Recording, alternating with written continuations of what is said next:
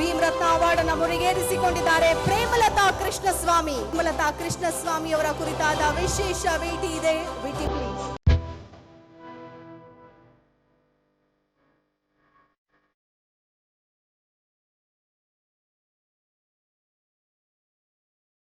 ಬೆಂಗಳೂರಿನಂತಹ ರಾಜಧಾನಿಯಲ್ಲಿ ಮಾಡುವ ಸೇವೆಯೇ ಬೇರೆ. ಚಾಮರಾಜನಗರದ ಕೊಳ್ಳೇಗಾಲದಂತಹ ಪ್ರದೇಶದಲ್ಲಿ ಮಾಡುವ ಸೇವೆಯೇ ಬೇರೆ. ಗಡಿನಾಡಿನಲ್ಲಿ ವಿದ್ಯೆ ಅಕ್ಷರ ಏನೆಂದೇ ತಿಳಿಯದ ಸಾವಿರಾರು ಮಕ್ಕಳಿಗೆ ಸರಸ್ವತಿಯಾಗಿ ನಿಂತವರು ಪ್ರೇಮಲತಾ ಕೃಷ್ಣಸ್ವಾಮಿ. ಸುಮಾರು 3 ದಶಕಗಳಿಂದ ವಿಶ್ವಚೇತನ ಶಿಕ್ಷಣ ಸಂಸ್ಥೆಯನ್ನ ಮುನ್ನಡೆಸುತ್ತಿರುವ ಪ್ರೇಮಲತಾ ಅವರದ್ದು ನಿಸ್ವಾರ್ಥ ಸೇವೆ. 1983ರಲ್ಲಿ ಬಸವಲಿಂಗಪ್ಪ ಕಾಲೇಜು ಆರಂಭಿಸಿದವರು ಉಪನ್ಯಾಸಕರಾಗಿದ್ದ ಎಚ್ ಕೃಷ್ಣಸ್ವಾಮಿ. ಪುಟ್ಟದಾಗಿ ಆರಂಭವಾಗಿದ್ದ ಈ ಕಾಲೇಜಿನಲ್ಲೀಗ 700ಕ್ಕೂ ಹೆಚ್ಚು ವಿದ್ಯಾರ್ಥಿಗಳಿದ್ದಾರೆ.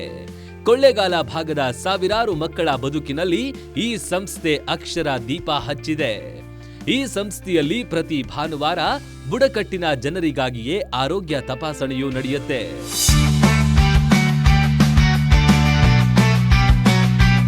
ವಿಶ್ವಚೇತನ ಶಿಕ್ಷಣ ಸಂಸ್ಥೆಯೇ ಸುಮಾರು 1,500 ಮಕ್ಕಳಿಗೆ ನೇತ್ರ ಚಿಕಿತ್ಸೆ ಮಾಡಿಸಿದೆ. ಕ್ರಿಕೆಟ್ ತರಬೇತಿಯನ್ನು ನೀಡಲಾಗುತ್ತಿದೆ.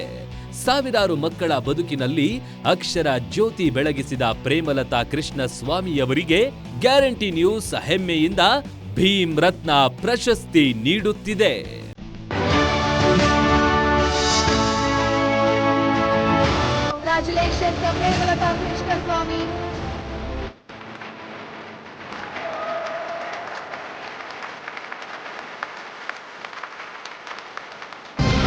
ಖಂಡಿತ ಇದು ನನ್ನ ಕರ್ತವ್ಯ ಮೇಡಮ್.